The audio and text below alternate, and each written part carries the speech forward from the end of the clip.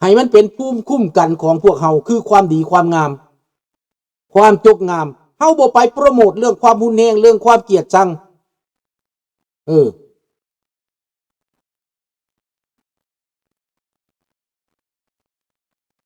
เพิ่นบ่ฮู้ก็ไปบ่เป็นหยังแต่เฮาจะบอกให้เพิ่นฮู้เพราะเพิ่นก็ต้องการเฮาอยู่ดิมันไผเว้าว่าคนไทยบ่ต้องการคนลาวขนาดกูมือนี่เขาเป็นคอมมิวนิสต์ยังแลนไปหาเขานะจะต้องการบ่ต้องการก็เบิ่งเอาดูเอาว่าจริงหรือไม่จริงขนาดเป็นคอมมิวนิสต์นะ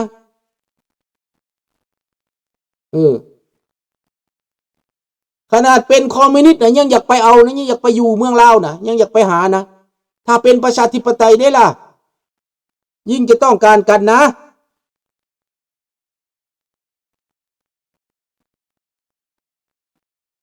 ดังนั้นแหละพี่น้องเฮาจะต้องหักกันเด้อบอกกันภาษาลาวผู้ใดเว้าภาษาลาวได้ผู้ใดฟังภาษาลาวได้ผู้นั้นแหละคนลาว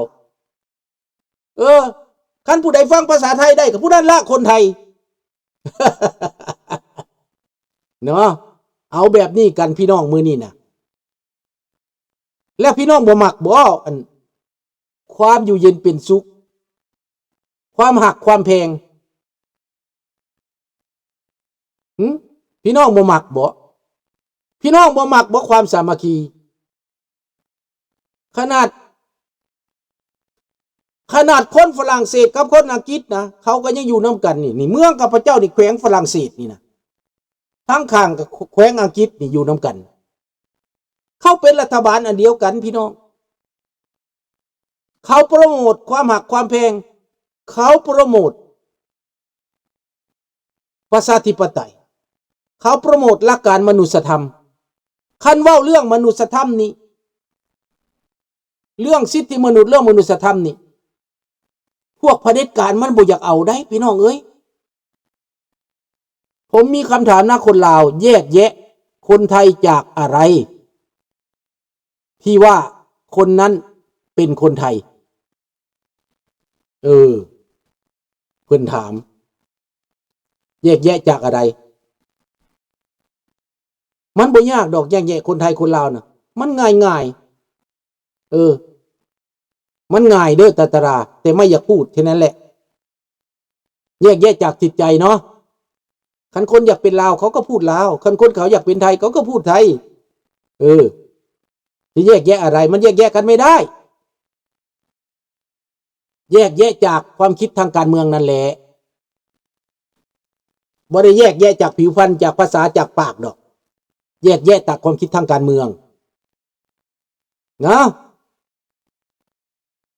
เมื่อก่อนสมัยก่อนพอตู้ลุงไปนี่ไปกรุงเทพนี่เขาว่าบักเล่ามึงมาหยังบักเล่านี่อันนั้นแหละแยกแยะจากอันนั้นแหละคันคนว่าไปนั่นเขาก็แปลว่าเขาบ่มักเล่า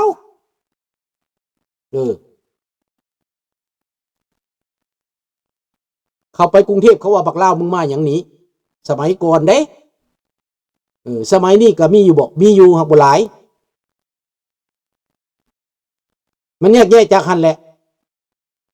แนวอื่นบ่แยกดอกคือกันเบิด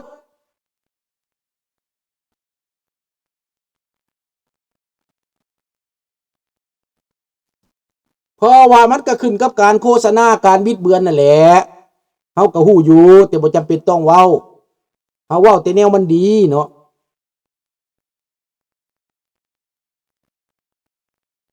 เว้าแต่แนวมันดีแม่นบ่น้องธนพรคือน้องธนพรกับอ้ายเด้อเอ้ยมันเสื้อสายเดียวกันแล้วคนผู้ไทยเนาะสิอยู่เลนูบ่สิอยู่เมืองวังบ่ก็เป็นลาวเบิดแหละอยู่คำเพคำเพื่องก็เป็นผู้ไทยเบิดแหละผู้ไทยกับผู้ลาวนั่นแหละอันนั้นแหละพี่น้องความสัมพันธ์ที่ดีศาสนาเป็นหลักสบายดีท่านคำเปงเฮาต้องเข้าใจกันให้ไปเบิ่งยูเครนน่ะนะยูเครนเขาซอยกัน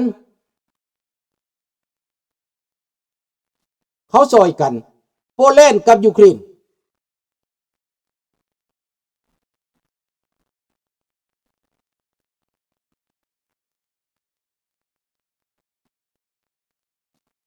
เออ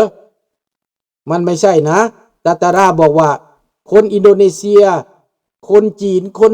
อินเดียคนจีนมาอยู่ในไทยแล้วว่าเป็นคนไทยคนลาวบ่แม่นไดเจ้าสิผสมหยังก็ยังบ่แม่น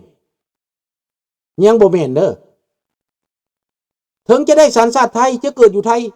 ก็ยังบ่แม่นพวกนั้นบ่แม่นไดเขาในนามเฉยๆตาตาราในนามเฉยๆแต่คนแท้คนจริงเนี่ยมันลาวกับไทยนี่เป็นคนแท้คนจริงที่เกิดในต้นเหตุอันนั้นน่ะอันพวกมาที่หลังคือผมนี่ที่เกิดอยู่นี่100 ปี1,000 ปีก็ยังบ่แม่นคนแคนาเดียนยังแม่นแคนาเดียน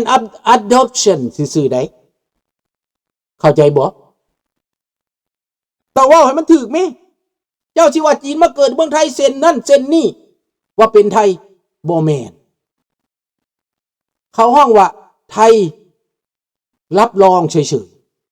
ๆในนามสมมุติเฉยๆในกระดาษเฉยๆได้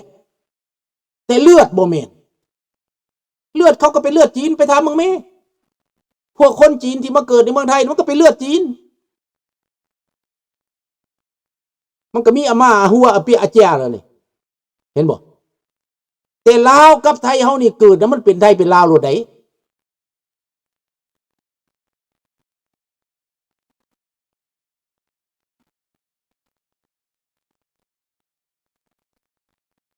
มันไม่มีคนไทยแท้มานานแล้วไม่ใช่คุณไม่รู้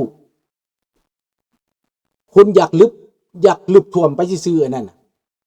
คุณอยากปิดบังอันนั้นเจ้าเปลี่ยนบ่ได้ดอก DNA เจ้าเปลี่ยนบ่ได้เจ้าสิบอกได้ก็บอกเจ้าอยากรู้เด้อไปเอา DNA ไป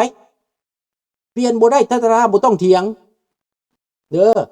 เจ้าเปลี่ยน DNA บ่ได้ DNA ที่เป็นจีนมันก็ต้องเป็นจีนเอ้าคือข้าวดอนี่นะข้าวดอก็เป็นข้าวดอข้าวอันน่ะข้าวเจ้าอันหอมมะลิก็เป็นข้าวเจ้าหอมมะลิเจ้าที่เปลี่ยน DNA มันไปใส่มันก็เปลี่ยนบ่ได้ไดมันเปลี่ยนบ่ได้อันนี้ต้องว่าความจริงเจ้า adoption ว่าเป็นไทยผสมมันน่ะโอเคถึงเจ้าผสมมันก็เป็นผสม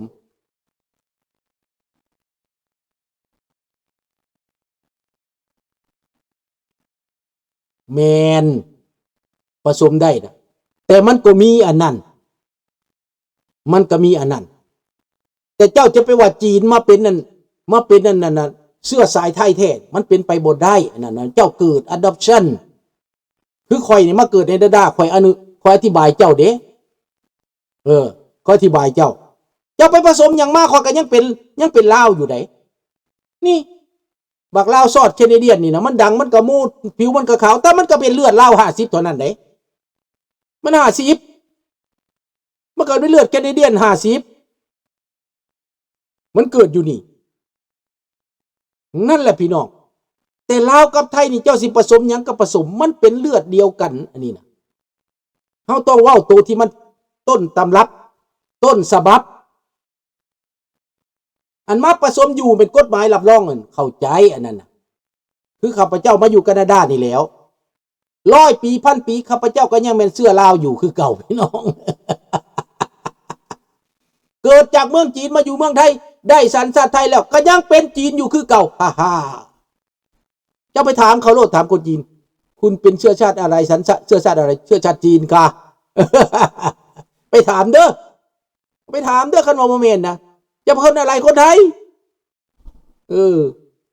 ดังนั้นต้องเข้าใจเด้อเข้าดอคือเข้าดอเข้าหน้าคือเข้าเจ้าคือเข้าเจ้าเด้อเจ้าเปลี่ยนบ่ได้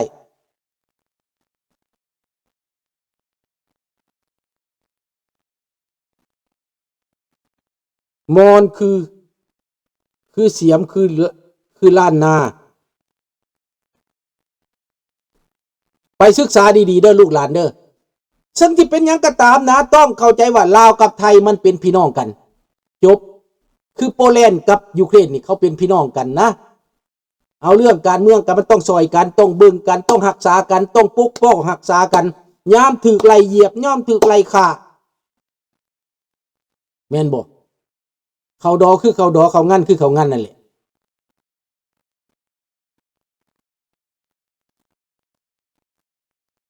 อยากไปเห็นบ่ตัวหนังสือลาวอยู่ไส อยู่ป้ายกำแพงอยู่อุดรเด้อ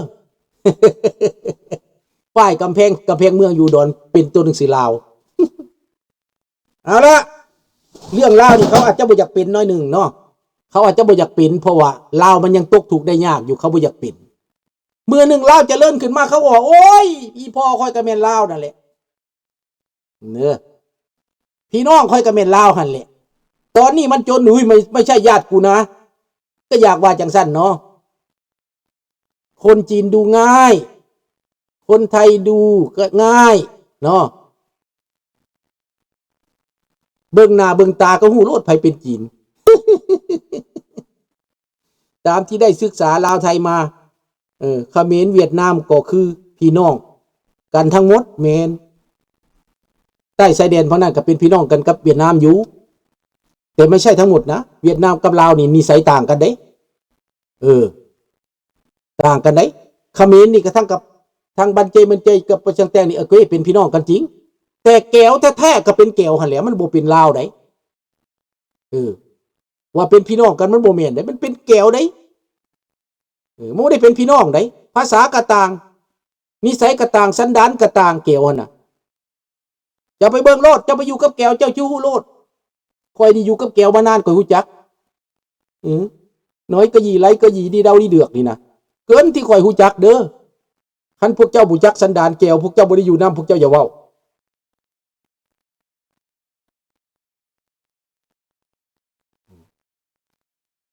เอาละมื้อนี้ก็มีแต่เท่านี้เนาะ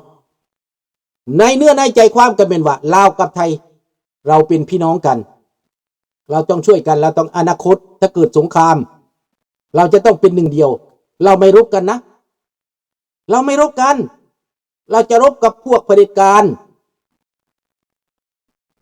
เนาะอำลาพระจากเท่านี้คบกันใหม่ในมืออื่นบายบายไปศึกษาค้นคว้าบังเด้อพี่น้องเด้อ